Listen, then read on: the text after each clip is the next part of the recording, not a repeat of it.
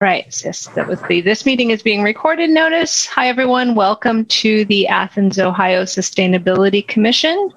We are speaking tonight, I think all of us, though remotely, we are on lands occupied for millennia by the Adena, Hopewell, Fort Ancient, and Shawnee people.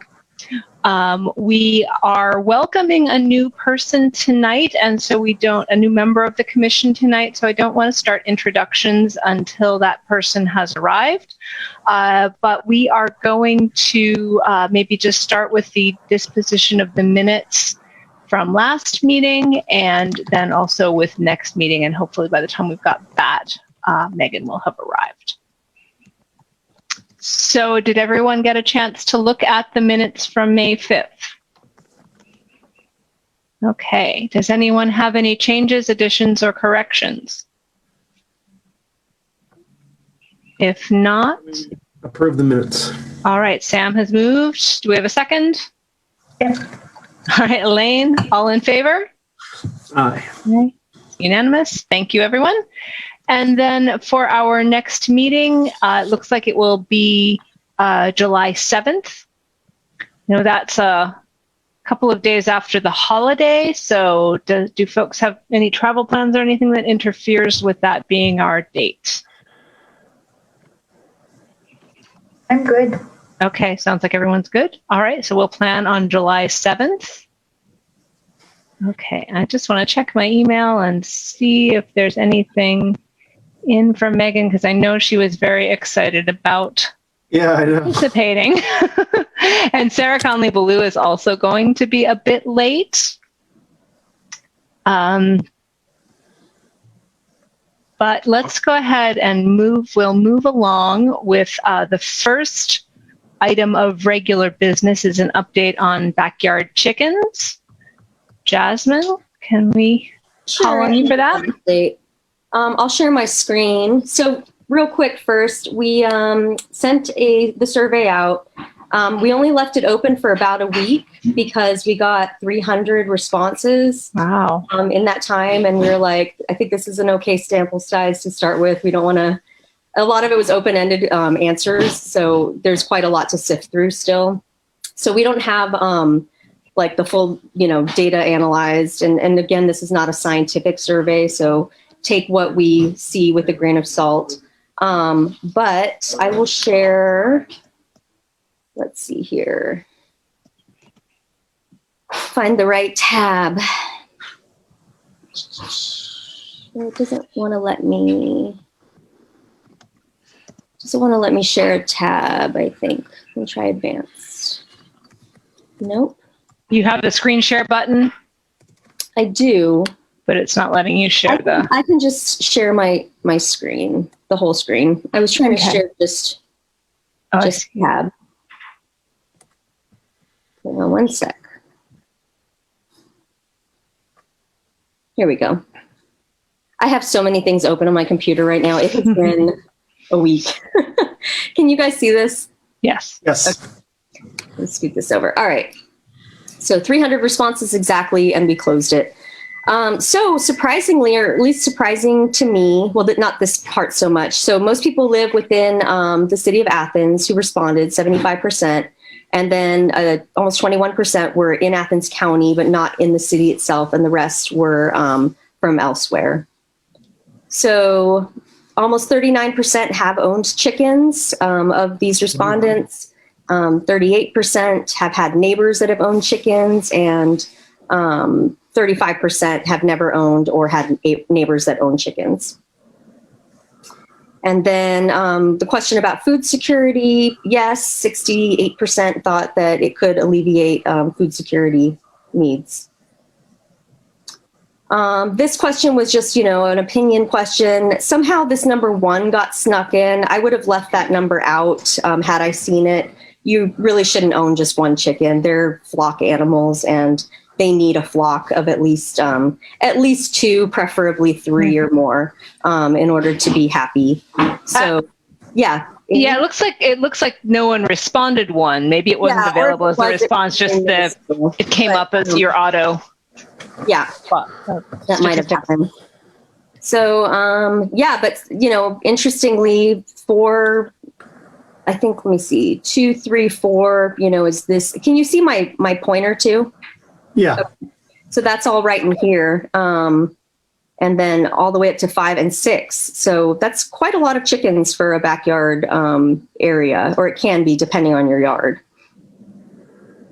And then 48% said no, they don't think that they think that chickens should be allowed, but without a permit. 30% were open to an annual fee. And then the 23% said, no, I don't want chickens regardless of a fee or not. And then 45%, this is kind of the big question, said that they would be interested in having their own chickens. 41% said they're not interested. And then whatever this number was, a smaller number said they already have them. And so these were the open-ended questions, and they're sort of like all over the place. There were some people that are very for it and some people that are very, very against it, as we could have probably imagined.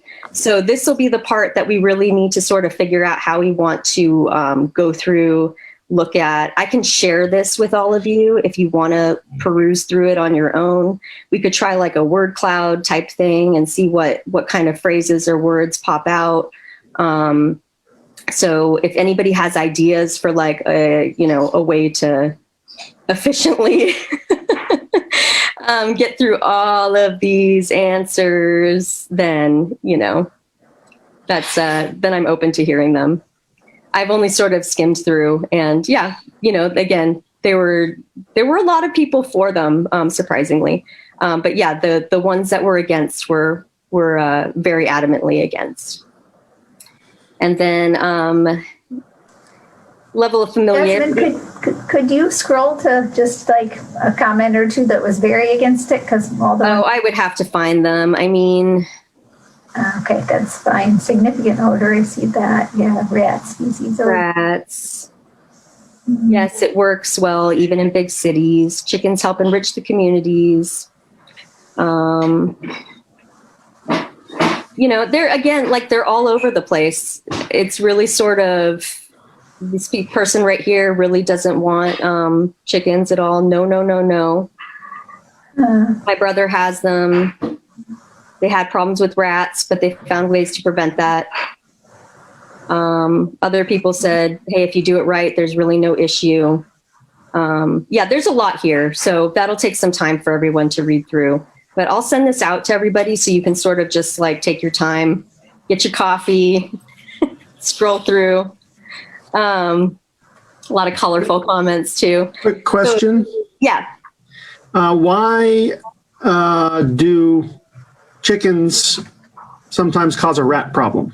It's more about their feed. So if you leave their feed out, like any food that you leave out, then it can attract pests. Also their eggs. If you leave their eggs out and you're not collecting them regularly, that can also attract other kinds of pests that want to eat chicken eggs. Gotcha. Thank you. Yep. So level of familiarity, only 10% are very familiar with the Athens City Code of Ordinances. I don't know if that surprises anyone. 41% are somewhat familiar, and then not familiar at all, 49% almost. And then your position. So this is really what it boils down to. So I support backyard chicken ownership in the city of Athens, 69%. I'm opposed to it, 23%. I'd like more discussion. That's 7%. And then no opinion.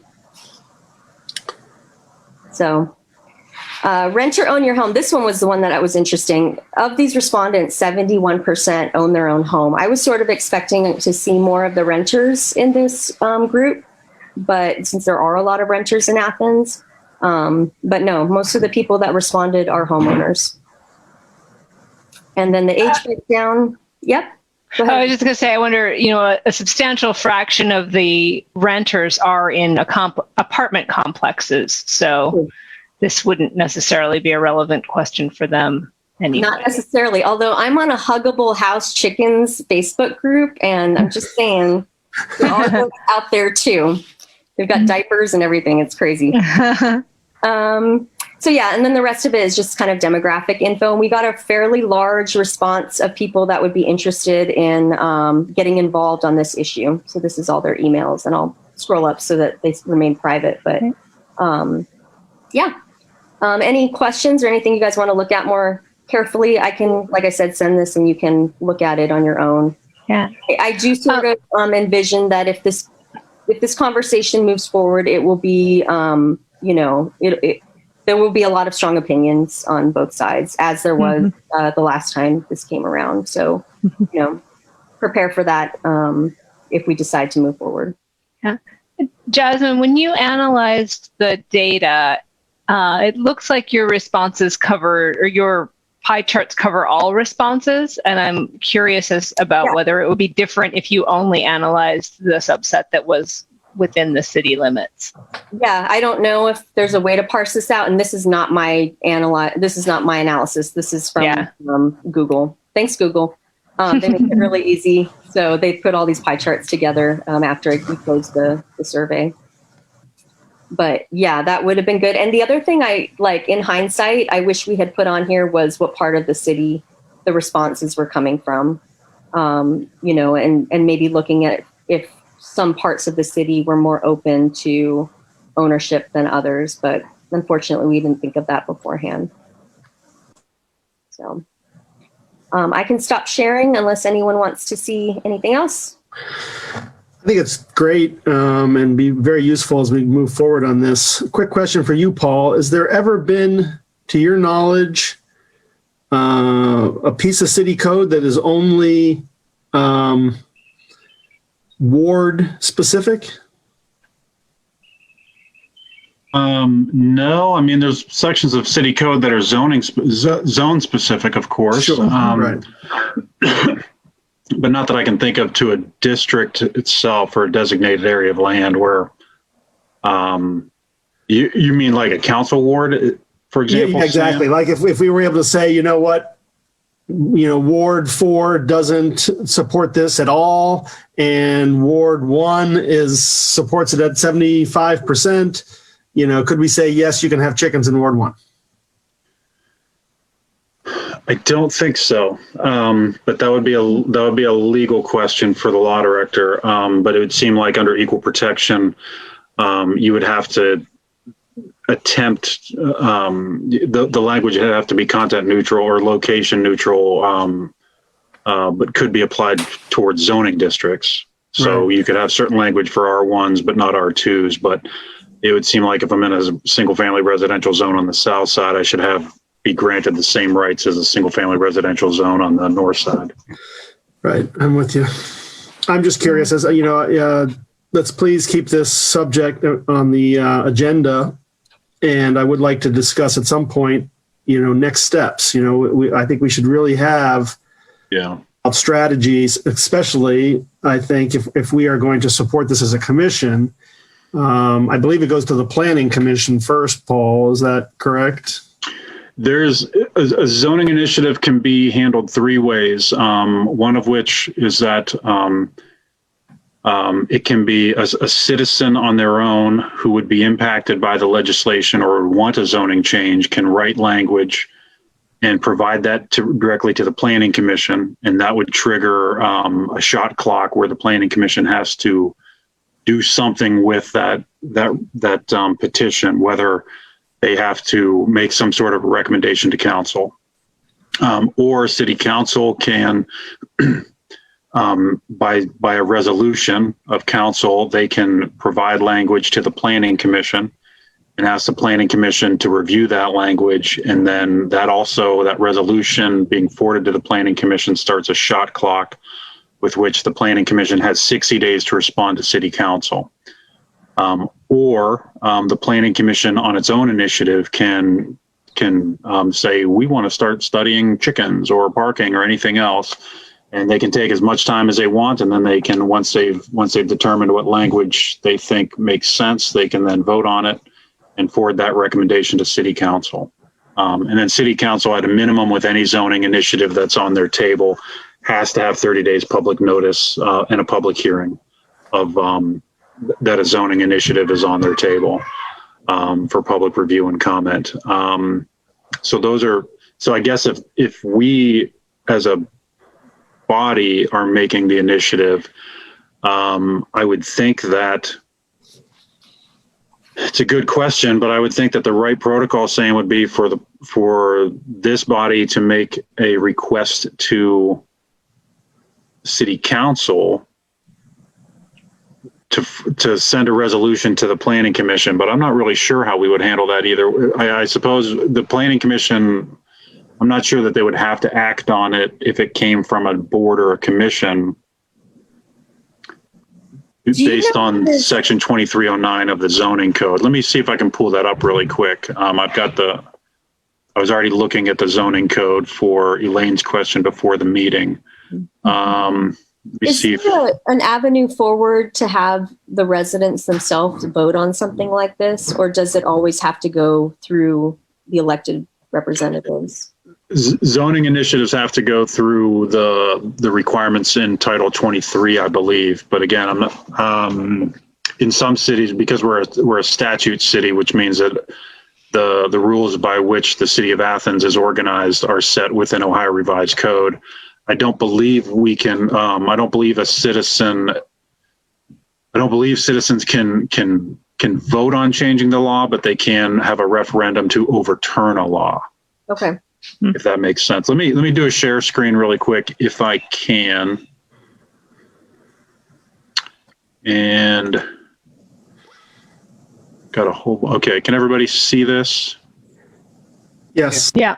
Okay, so here the actions by which this is a section 230903 initiations of zoning amendments. So these are the three ways that it's triggered. One of which is by adoption of a motion by the commission, and that's a city planning commission. Second is by an adoption of a resolution by city council, or third is by the filing of an application by an owner within the proposed language or land rather, owner or leasee of property. So like a business owner could do petition even if they don't own the building. They might rent their space, but they can ask for a zoning change.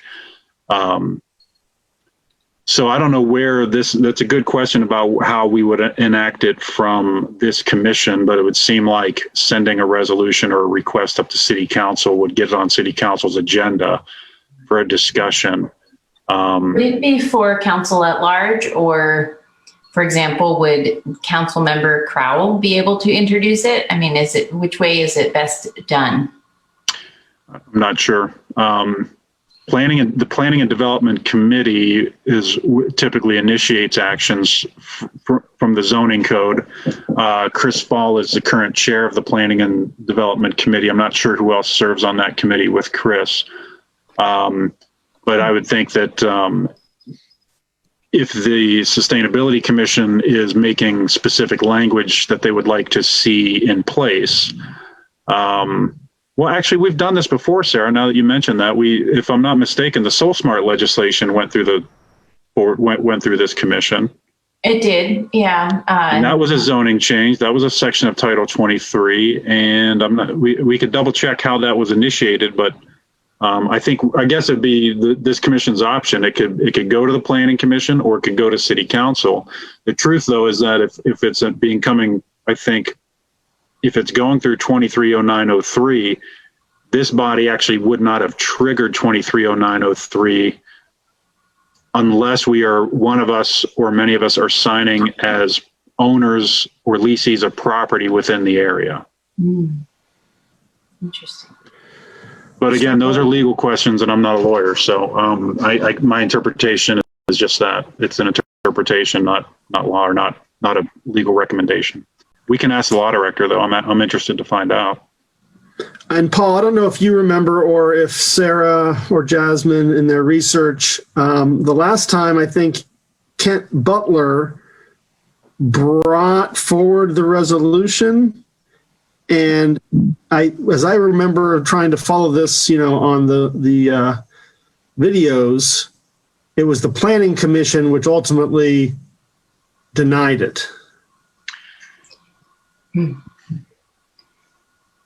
Well, Is that possible? the planning commission doesn't have the authority to deny it and just say no.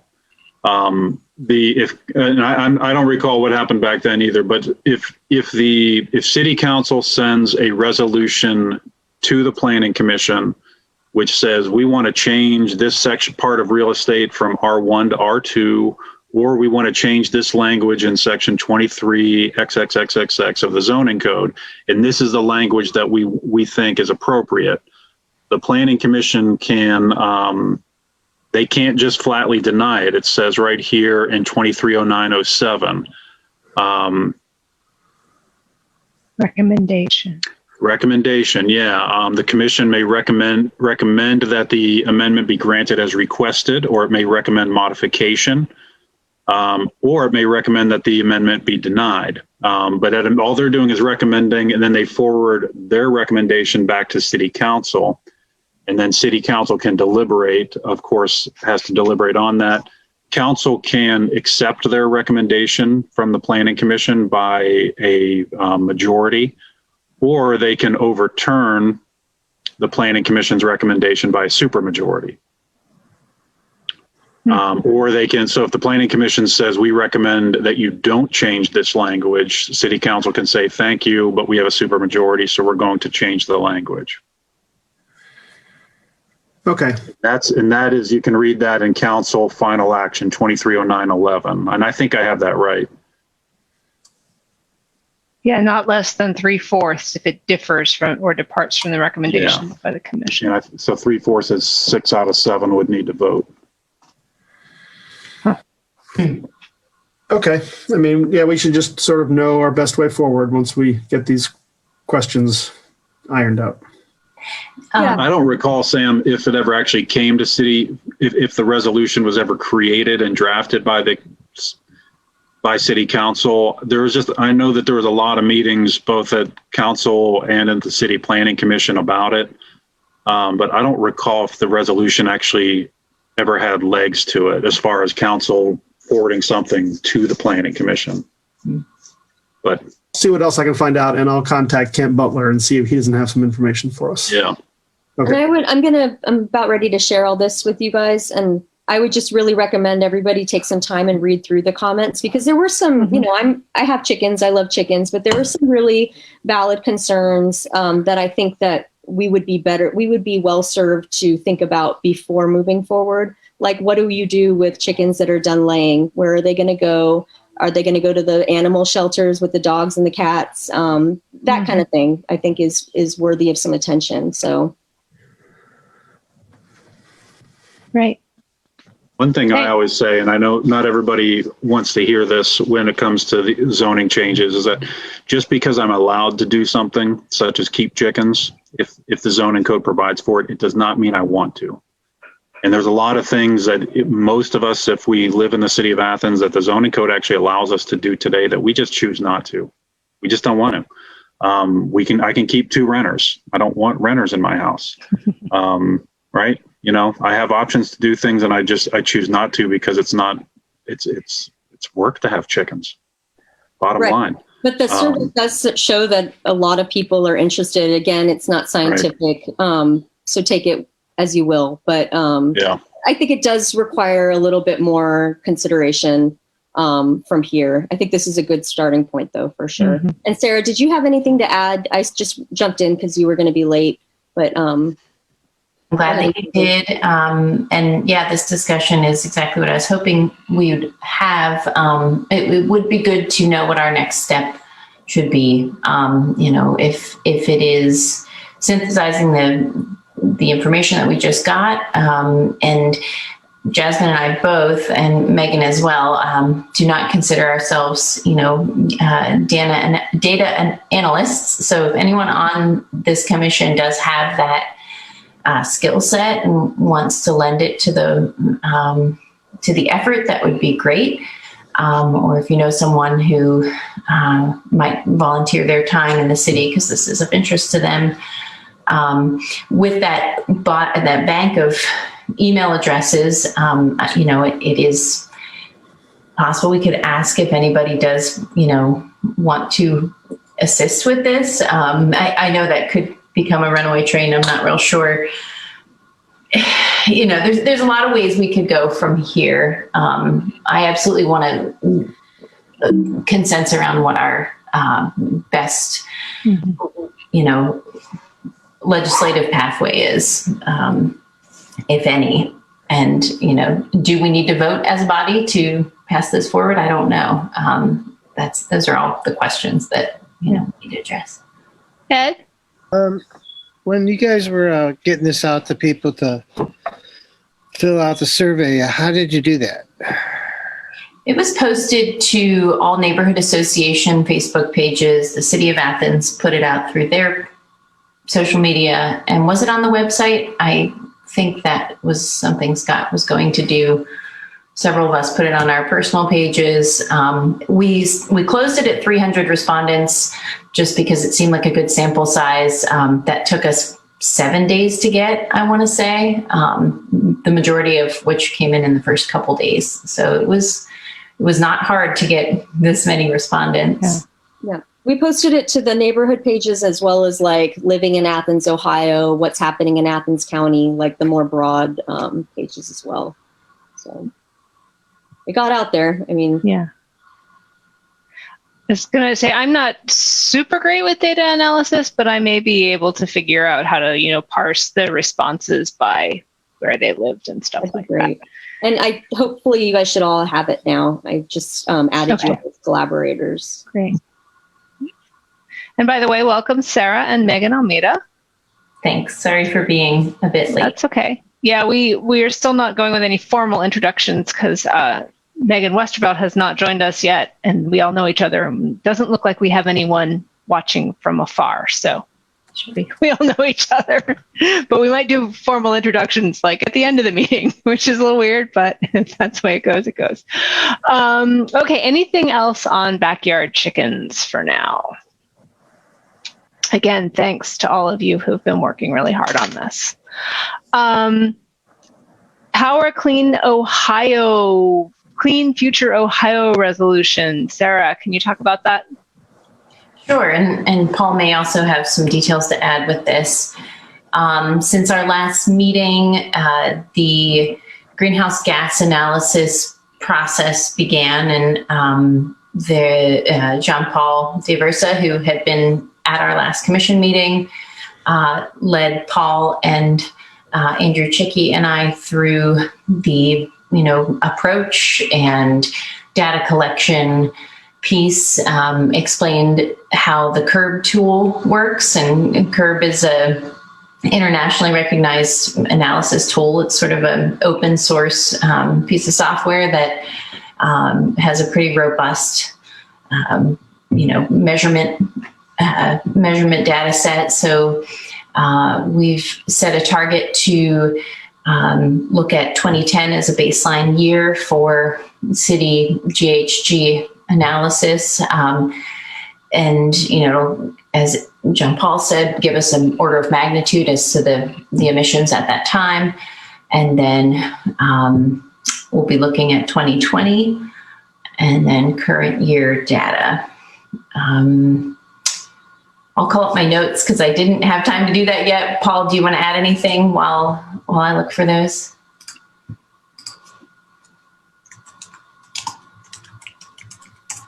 I was typing some notes. So we've John Paul also provided to us a spreadsheet that we're going to start filling in to get all the data for them. I thought the CURB tool, I spent some time trying to play around with it just to learn more about it. It looked really beneficial. We've tried a few others in the past, including the ICLEI. I forget the name of theirs, but we found it incredibly cumbersome at the city. And in fact, John Paul said that he's paid by the city of Columbus on a contract to manage their ICLEI data tool, and that's really cumbersome. He agreed with. So I think we've got a good way forward here to really get a baseline for greenhouse gas emissions and to continue tracking it from the meeting we had. I feel really good about it. Cool. I just shared sort of the overall program approach in case anyone wants to see a little bit more about it. The cost to the city is free based on its participation in the Power of Clean Future, but there is there's training that will be incorporated in, the current contract, but there is additional support that can be provided over time, full day training at additional cost as well. Unlikely that we need to do that, but really the goal here is to, start with a good baseline, understand how the tool works, and then be able to maintain it going forward. So, any questions that folks have based on, the start of this? I think each month we'll, I'm sure, have more to add. We're in the data collection stage right now, so by next month, I'm sure there'll be some more input to add. Great. Thanks. Mm-hmm. Any other questions or discussion on that one? If not, I think our next is B City, B Campus. Sam? We really are at the stage where we need to think about, implementation of enhanced habitats, or either enhancing habitats or creating, obviously, new habitats. I know we've had the discussion about the solar panel project and putting pollinators around those panels, which is, I think, a great idea. Megan Westervelt and I met, had a nice lunch last week, and she was interested in different ways that she could get involved and things she can do. And I was telling her about the Pollinator Garden project that was started in the design stage at Arts West back in early 2020, before the world ended, and when we all went into our homes and never dug into the grass anymore. Anyway, I was thinking about contacting Emily Beveridge and seeing if there is the possibility of bringing that project back once we can sort of, have groups of people working on landscaping. Obviously, you probably are aware there's been a car wreck at Arts West, and so probably the Pollinator Garden would have gotten run over significantly.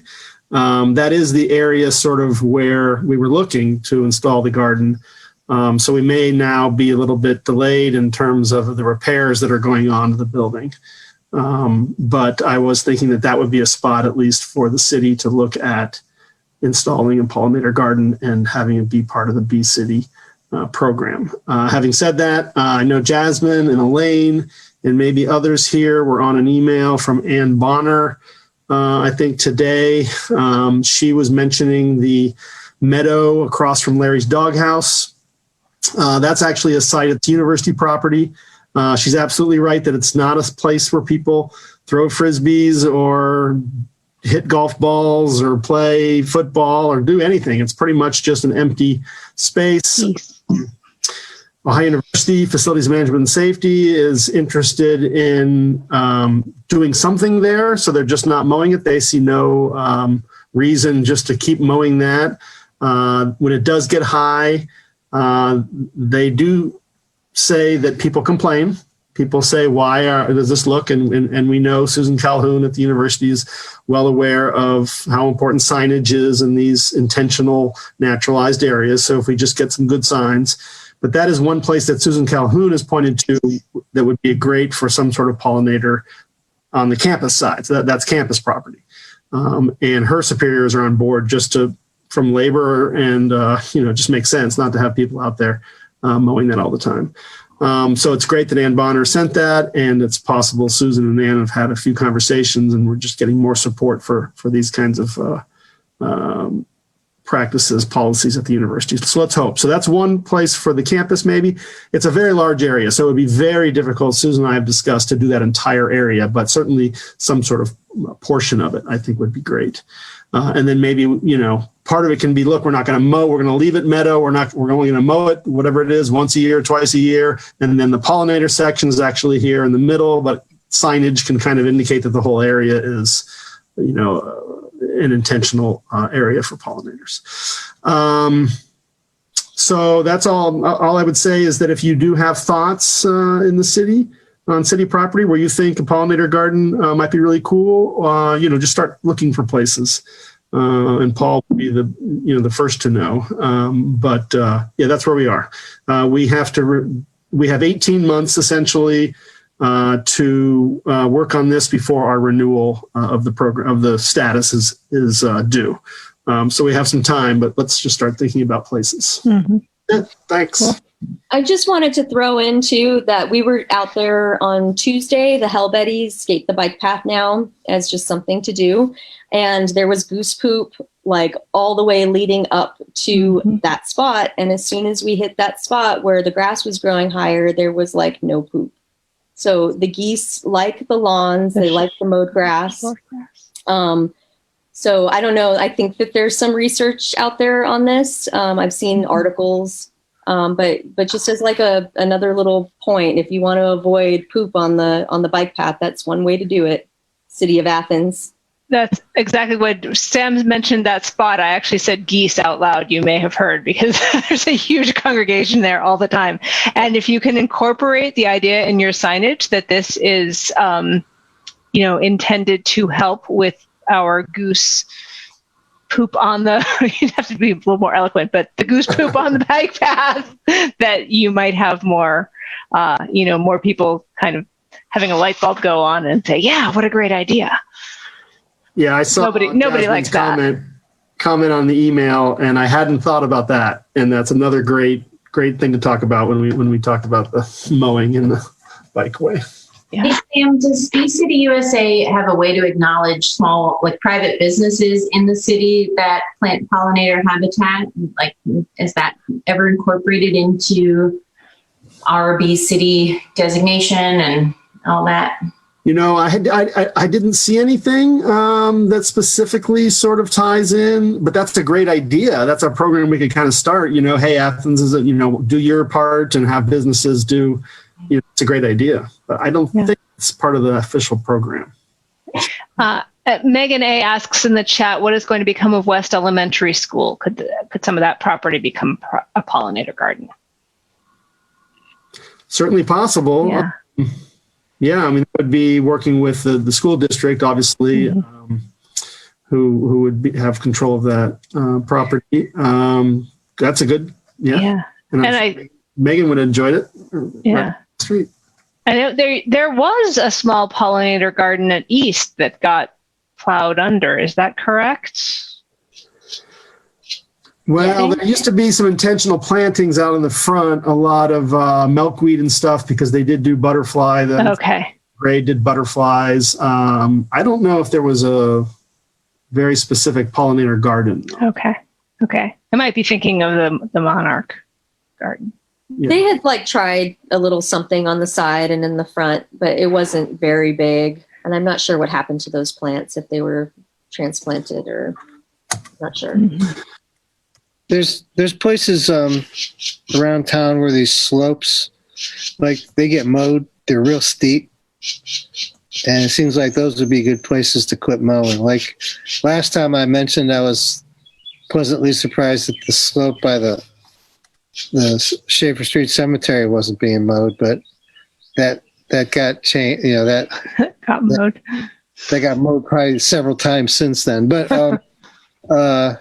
over there where Highland comes off of Columbia, they mow that steep slope, and that's crazy, really. Be great to have pollinator places on these steep slopes and have the vegetation better holding the soil there. Mm-hmm. And they do that here on Courier Street too. There's all these celandine poppies that grow there, and then they came down here a week or so ago and just cut all of those, and then they're just basically encouraging the exotic invasives over there. When they do that, there's a bunch of places like that. I wonder, should we maybe think about doing a Google Doc or something that when somebody sees a place that they think, that could have a pollinator garden, and we can drop that into that, and that way we don't rely on ourselves to remember once a month when we're meeting face to face.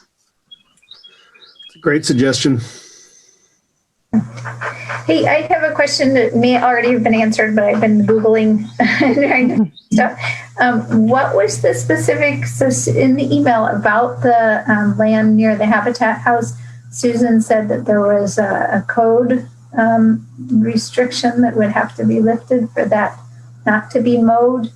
Did we already mention what that was, or does anybody know what that was? Well, all I know is that the city gets calls all the time when certain public property hasn't been mowed. And I think that the public property is under the same code as residential, which is, it's going to be 8 inches. I think it may have used to have been 6. And I think the recent revision actually suggested 10 inches, but is going to do 8 inches, I believe, is sort of a compromise. So that's probably what they're talking about, Elaine, is that everything is not supposed to be grown higher than 8 inches unless it's an intentional naturalized area. So that's the point about signage and what Susan says they have to cut it because they have to be within the city. Although, Paul, that's interesting.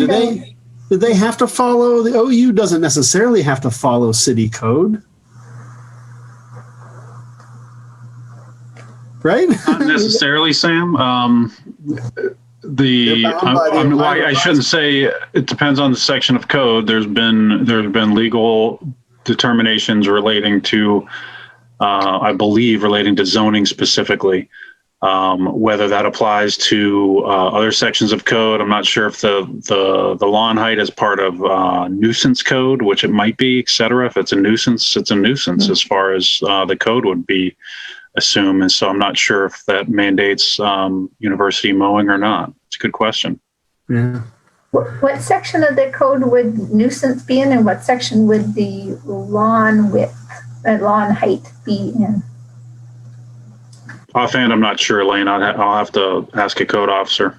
Okay, I'm just scanning through all this stuff and not seeing. I can tell you in just a second, Elaine. Okay, probably not so important. And in the chat, Jasmine has suggested a documentary called Big Little Farm or Biggest Little Farm. That's a nice one. And Jasmine, I tried to click on the chicken survey, and it's told me twice now that the survey has closed. So I'm not quite sure. Weird. I added you as a collaborator. I think I can just email the results probably to you guys. I'll try that. Sure. And Sarah, it works for me if you just click on responses at the top. I'm not getting responses. Okay, wait a second. Let me see. Yeah, all mine says is Athens City Community Chicken Survey. It's no longer accepting responses. So we closed the responses to it. But scroll down. If you're under responses, I see them. Yeah, mine doesn't. There's two. There's the survey tab, and then there's the responses tab. Elaine, let me just show you what I'm seeing. Sure. Can you guys see that? Yeah, scroll up just a tad. Yeah, scroll up. There's no scrolling. You might have a link to the live form versus the back end results. Yeah, I clicked on the one that says Jasmine, Rural Action has invited you to edit in bold the following form. And then I click on that. And this is you have only one Gmail account. Is that maybe that's. Yeah, it only likes your private Gmail account usually. Let me see if I can just email the results out. Okay. There's an option for that. It's interesting that other people are getting something different though, so it might just be me. Yeah, Elaine, in that email, it says the Athens Community Chicken Survey. It's kind of a big box. And then underneath is a little box that says open in forms. And I think if you click the open in forms, they look like they're both links, but open in forms seems to get you to the where you. I just did the open in forms. Oh well. But that's okay. I'll stop sharing. All right. Well, we can hopefully figure that out offline. Yeah. Anything else on BCDB campus? I don't have anything under federal or Wayne updates. And in fact, Paul, I think we can just remove Wayne updates from the, they did have a webinar, I think a week or so ago, but I was not able to attend it. That webinar was just about, but that wasn't about the forest planning process in general. It was about some much smaller topics regarding the seasonality of trail use and things like that.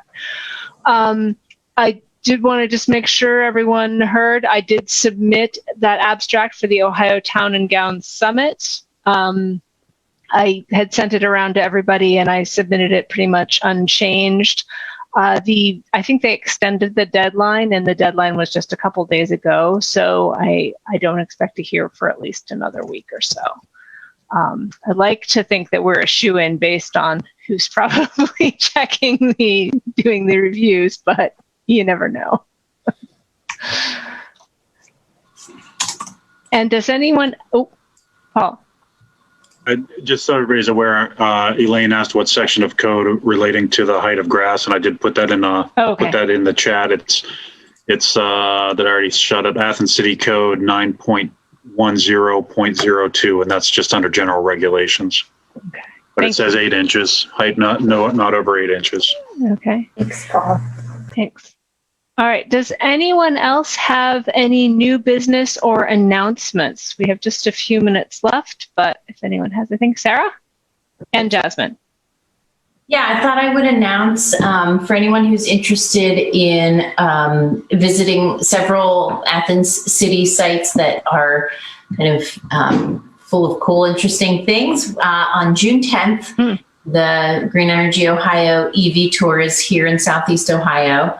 All week long, it's all over the state. So if there's anything that you want to check into, I'll put the link in the chat so you can see all the spots. But in Southeast Ohio, there'll be first a visit to Logan's Police Department, where they're going to have a bunch of Tesla Model X vehicles as their police fleet. And then when the tour comes to the city of Athens, it will be at the water treatment plant on West State Street to view the solar panels there and the microgrid project. I hesitate. If you do want to come, please email me, just because I don't want to overload the water treatment folks. We're kind of doing it more live stream style. If you do want to come in person, just let me know in advance, just so that it isn't a crowd. But that's going to be a neat visit to find out what they're doing there. And then at 2:00, please come out to the community center. Mayor Patterson's going to be talking about the DC fast charge station. He'll likely talk about the solar array to the extent that he can share, and just the city's initiatives to electrify fleet and really expand access for EV charging. And then at 5:00, we'll be going to Little Fish for a drink. So if anybody wants to come out for a happy hour, ride your e-scooter or drive your electric vehicle or walk over or drive your SUV, I don't know, whatever, it doesn't matter, but it does matter, but come any way you can. And you can meet the director of Green Energy Ohio, Scott Miller from OU is going to be there, and several others who've been working on this. I feel awful that I haven't been doing more promotion of this event. It's just been NADCAP craziness. So please share and tell folks about it that you think might be interested. I know Green Energy Ohio has it on their website. Rural Action has it on ours. We're trying to get the word out, but you know how those things go. It can be really difficult. So please share, please spread the word, and please join. And that's June 10th? June 10th. Great. Yep, next Thursday. Thanks. Jasmine? Sorry, I'm still trying to figure out how to share this. I thought that I could just share the results. Get down. My dog rolled in something. She's all wet. Sorry. Get off the couch. Yeah, I don't know. I will keep looking at it. Sarah, if you have any ideas, I'm not sure. I just save it as a CSV, which is really annoying, and nobody wants to look at that. So, Oh, you're talking about the community chicken survey. yeah, Share that. Yeah. Jasmine, if I'm the only one who can't get it, don't worry about it. I'll figure out some way. I'm trying. Yeah, my one update real quick was just I talked to Lorraine McCosker, and she said that there are no students that are currently working on the hawking issue or on the survey. So if we have an idea to put another survey forward, go for it, is pretty much what she told me. Okay. So I have not had the capacity to do that yet, but I would like to. And if anybody else is interested in that, let me know, and maybe we can form a subcommittee. Yeah. And yeah, on that, if you download the CSV, it will just open Excel, and then you can save it as a regular spreadsheet. It doesn't open in common. Like the cells on the longer answers are really obnoxious to. Yeah. I actually think the problem is that it went to Elaine's ohio.edu email address. And Gmail is so weird about that stuff. So you have email address, Elaine? Gmail, that might be the way to go. I do have a Gmail. Here, I'll just send it to you. Okay. Yeah, that'd be great. Sit down. Dog. They love rolling in that deer poop. It's so good. I know. Had a bath, and now she's all wet. Okay. Does anyone else have anything? Could give you 3 minutes of your life back. Use it wisely. I'll just say for Stefan and all you birders out there that Megan's husband is also a fascinating, he is a raptor. I don't know. Is there a special name for a raptor person? Anyway, he is a raptor person, and Megan was showing me these wonderful photos. He's been working with somebody, I think at Ohio State, tracking or monitoring these nests and these just chicks that are just, oh my goodness, they're so cute. Anyway, I told Megan that we would be probably interested in hearing from him someday too. So yeah. Awesome. Megan will be here, and maybe her husband too. All right. Well, thanks everyone. We will entertain a motion to adjourn. So moved. All right. Seconded. Jasmine. All right. All in favor? Aye.